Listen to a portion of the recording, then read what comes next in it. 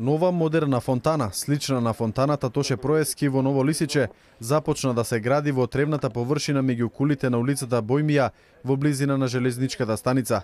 Градоначалникот на општина Аеродром Ивица Коневски истакна дека изградбата на фонтаната е по барање на жителите, а со цел уредување на микролокациите, каде жителите на оваа општина секојдневно го минуваат слободното време.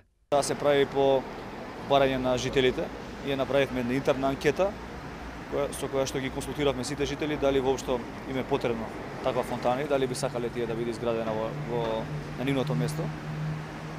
Тие тоа го одобрија и искрено сака да биде изградена фонтана во нивната близина и од тие причини го реализираме овој проект токму на тоа место. Новата фонтана ќе биде во форма на круг на повеќе нивоа со целосна илуминација во разни бои. Изградбата на истата се очекува да биде извршена кон крајот на март месец идната година, зашто од општинскиот буџет се издвоени околу 4.300.000 денари.